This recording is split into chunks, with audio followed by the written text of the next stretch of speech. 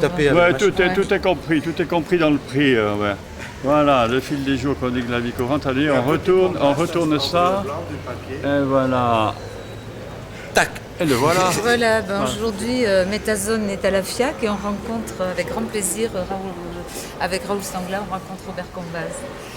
Donc, Tu voulais parler d'abord de j'avais ces envie qu'il portraits. nous dise un mot sur les portraits, Alors. parce que faire des portraits, on fait des portraits pour rendre hommage ou pour oublier. C'est pour tout à la fois, parce que Tout à la fois. comme on est dans l'art contemporain, on va dire qu'on est pour tout à la fois. Mais non, mais en vérité, ça vient de choses que j'ai fait. Il y a une dizaine d'années, disons que j'ai commencé à faire ces portraits pour faire des choses qui sont un peu parallèles à mon travail, dans le sens que c'est des choses qui sont un peu des satellites, un travail à côté du travail qui tourne autour, pratiquement original, et qui tourne autour de mon travail original, qui est un peu différent dans le dessin, pour faire autre chose aussi. Oui, et un peu comme on fait des croquis ou non, pour faire Non, parce que vraiment là, autre chose. au départ, c'est un truc assez conceptuel, dans le sens que c'est quand même souvent des dessins qui sont déjà là, qui existent déjà, donc il y a un rapport à la mémoire.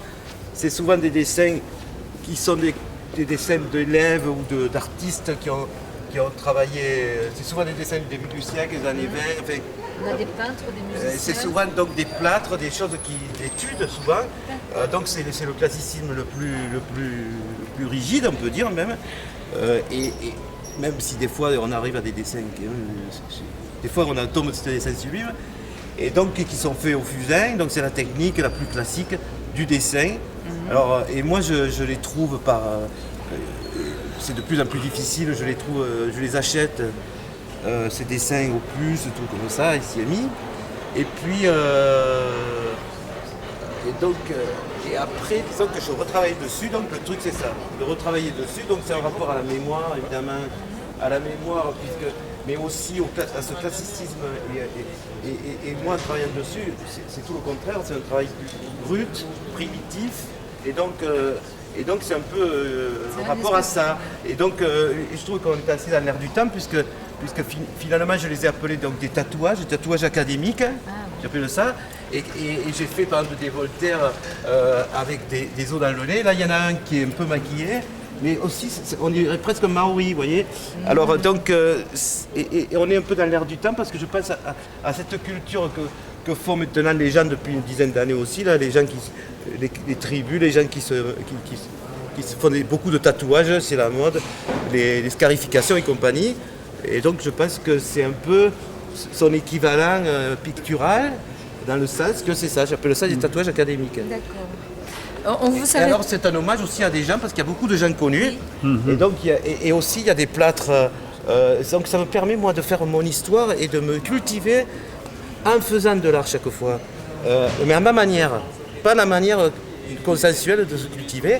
Donc en faisant ça, évidemment, à un moment donné, je suis curieux, qu'est-ce que je fais et quels sont ces plâtres et quelles sont ces femmes. Donc j'en arrive à la statuaire antique, et donc je suis obligé de me documenter un minimum quand même. Et après, donc j'apprends que certains sont marqués que c'est des personnages illustres. Alors c'est ou des trucs antiques ou des trucs romains, ou des personnages illustres comme Laurent le Magnifique, Laurent de Médicis, qui est en plus le premier collectionneur. C'est quand même important ça. Parce que Laurent de Médicis était un très gros collectionneur, et donc c'est un des premiers. Ils ont fait les premiers cabinets de curiosités qui sont aussi quelque part les premiers musées, un peu, les premiers collectionneurs. Là vous avez son frère Julien de Médicis. Où est-il Il est Robert, là-haut. là-haut. Plus brillant, mais il était moins brillant que son frère quand même. Ah bon? Même il était plus beau d'ailleurs. Là il y a Voltaire là, qui est là. Oui. Là vous avez Delacroix. Ah, Delacroix Je est veux là. bien mélanger tout. Alors là vous avez Agrippa, mais je croyais que c'était Napoléon. Parce qu'Agrippa ressemblait à Napoléon. Alors je l'ai appelé Là-haut. Napoléon Lapaillonné. Je ne sais pas ce qu'il signifiait à l'époque. Mais bon. Et là vous avez Bacchus évidemment. Qu'est-ce qu'il y a encore? Il y a encore Agrippa, mais là il est masqué. Oui, je vois. Oui, Là il y a un vous type avez qui vu me fait penser à Beethoven, c'est peut-être pas lui. Mais après je pensais qu'il. Là-haut, et puis vous avez là, Richelieu là. Ah oui, lui. Si, c'est Beethoven. Oui, mais non, mais c'est Beethoven, c'est moi qui l'ai dit. Mais je sais. Et puis là, vous avez Dante D'accord. et la déesse Athéna. là vous avez la déesse Athéna de la guerre, et Ouais. puis là c'est Flaubert ou Diderot, alors ça je ne sais rien, Ouais, je sais plus d'accord. rien. Et lui, je disais qu'il ressemblait à Victor Hugo, mais c'est sûr que c'était ou Zeus ou un dieu en tout cas grec, barbu, parce que des fois dans la statuaire c'est limite hein, pour s'y reconnaître. Oui, on voulait aller là maintenant. Robert, ce grand tableau là. Ben oui, là c'est autre chose. Là, Oui, c'est je- plus contemporain, oui, ça. qu'est-ce que c'est alors, qu'est-ce que c'est ça? On le voit de suite évidemment. Ah. C'est après, j'ai ouvert le journal il y a à peu près un mois, 3 semaines, même pas d'ailleurs. Et donc j'étais en train de faire des peintures pour la FIAC, mais je sentais que ça sentait le sirupeux, parce que des fois on se laisse aller et tout ça. Et donc simplement c'est un témoignage par rapport à la guerre, comme d'autres peintres devraient le faire à des moments. C'est pas très intellectuel, hein, c'est juste des toiles comme ça. Il n'y a pas de dénonciation de rien du tout. Le rapport à l'écrit. Par rapport à l'écrit, c'est sauf que moi, des fois il y a des tâches, donc je les retravaille. Des fois il y a Fernand Léger, là, je ne sais pas ce qu'il Et fout là, oui, comme et je voilà. dis. Mais il est là. Voilà. Il est là. Enfin, Il était contre la guerre. mais par contre, on pourrait croire que tout le monde l'est contre la guerre, vous savez. Tout à fait. Mais non, mais il y en a qui la font, mais ils disent qu'ils sont contre quand même. Ah oui, au niveau Mais du c'est ça le discours. pire. Au niveau du discours. Enfin, et puis, de toute façon, le rapport, en tout cas, on peut faire des rapports avec toute cette antiquité, Oui. tous ces gens qui regardent et qui, en vérité, sont un peu tous, ont connu tous des guerres, là, les personnages qui regardent, qui sont là. Tous ces personnages-là qui sont. Oui, c'est de gauche. Et là. alors, donc, c'est la guerre en Ceux-là, Irak. oui. Donc j'ai pensé, mais je ne pouvais pas faire que la guerre en Irak, et donc, c'est venu d'un seul coup, à faire des natures mortes ou des bouquets. Et souvent, je fais des bouquets parce que c'est des traditions chez moi. Les batailles sont des traditions.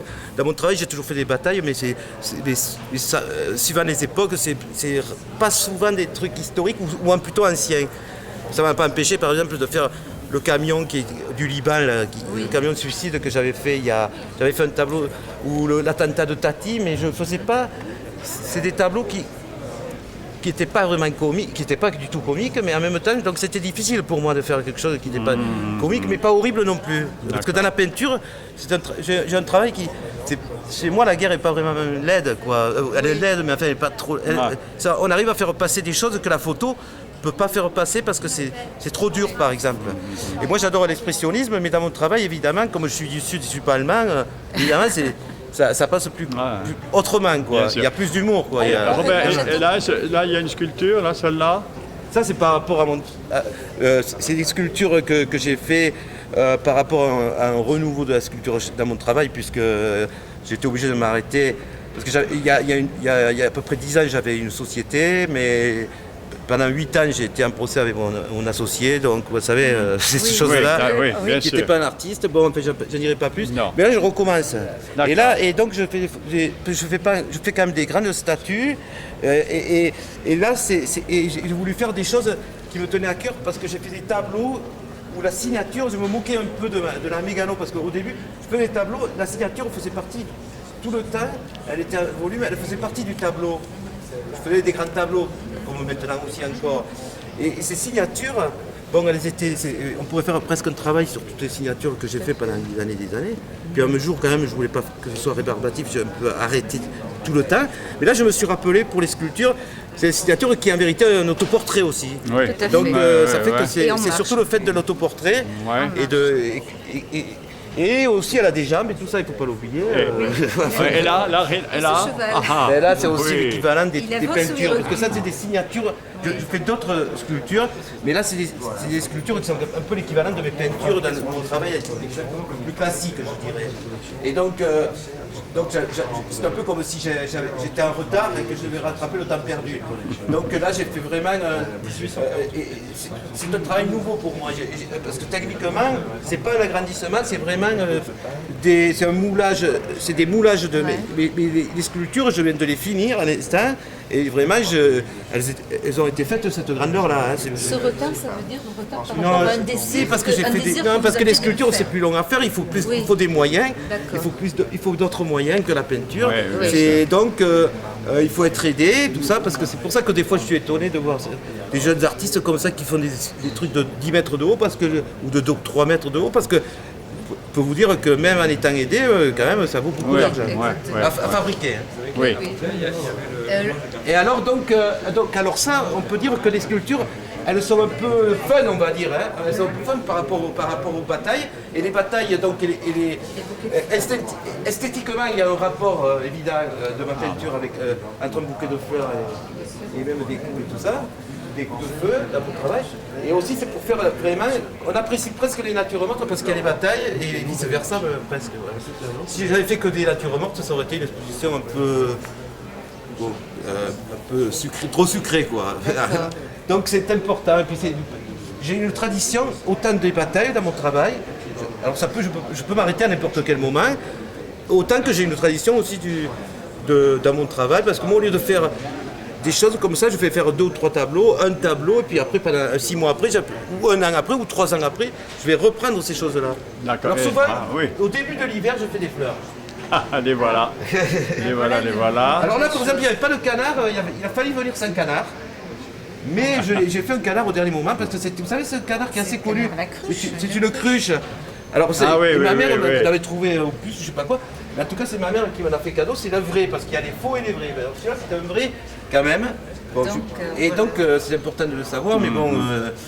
Et alors cette fameuse cruche qu'on connaît, et là, il y a un rapport, parce qu'il gueule un peu ce canard. Alors on dirait un peu qu'il gueule avec les fleurs qui s'amusent à la guerre presque. Un peu, hein Oui, il y a de ça. Et ici... Et bien là c'est pareil, alors ça c'est un tableau qui est avec ce triptyque. Alors dans les tableaux, il y a 2 tableaux qui sont faits d'après les photos que j'ai vues, qui m'ont fait choc, où il y a la femme qui pleure. Là quand même, il y a quelques trucs écrits, parce que souvent je mets des choses écrites dans mon travail, mais là il n'y en a pas beaucoup.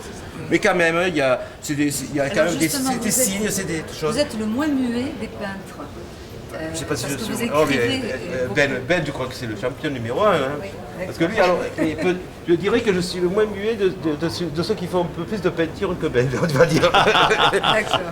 Mais de toute façon, j'apprécie Ben et c'est un ami. Oui. Et là, Mais là, il faut dire que là, vous voyez, il y a 2 tableaux où c'est vraiment une attaque, où il y a les Américains, les femmes. Et les gens qui sont par terre. Oui, je viens de voir, Et celui-là, par contre, est un peu différent parce que là, c'est les Américains qui se font attaquer, évidemment, par le lanceur de roquettes, qui est assez étonnant parce que depuis le début... c'est pour ça que j'ai fait un drone là-bas, le petit drone là.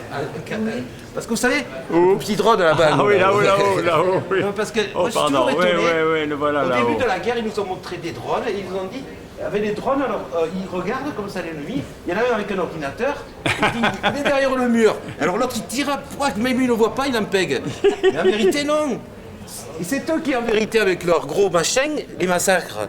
Ouais. C'est incroyable. Absolument. Et en plus dans un film américain, ils avaient refait le truc en Afrique où ils se sont fait massacrer aussi. Oui. Et vous n'avez pas vu ce film? Alors ils se font le faucon noir, je sais pas quoi, ils se font massacrer. Et c'est exactement pareil. Ils sont tu ne connais pas le faucon noir? C'est un film, ils sont en Afrique, les Américains, ça a existé, tu sais, il y a 4 ou 5 ans.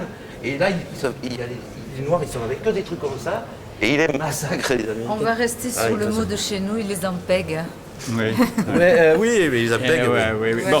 On vous remercie. On a plus de 10 minutes déjà. Et oui, c'est pour mais ça. on ne voit pas passer. On a oublié le pot de jambes, qui était le seul truc sexy, parce que depuis un moment, il y a eu quand même fait beaucoup de choses un peu sexuelles et tout ça dans mon travail. Là, je me suis un peu calmé, hein, parce que je ne vais pas dire pourquoi, mais enfin, bon, on a toujours des fois des pannes et tout ça, et puis après on redémarre. Hein. Alors bon, là, on sent un petit frémissement, puisque c'est un bouquet de jambes. Un bouquet de jambes, voilà, un pot de jambes. Absolument. Voilà. Bien, merci Romain, merci beaucoup. Hein. Mais écoute, voilà. sur fond de jambes, allons-y sur fond de jambes ici.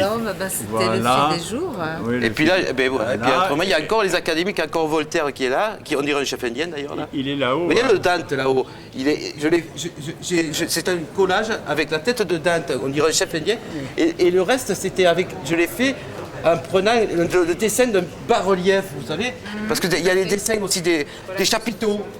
C'est un chapiteau en vérité. Et après j'ai mis une main, alors, et c'est rigolo parce qu'on dirait un chef indien, c'est Dante. Là-haut, Encore bravo. Encore merci. De rien. Et merci encore.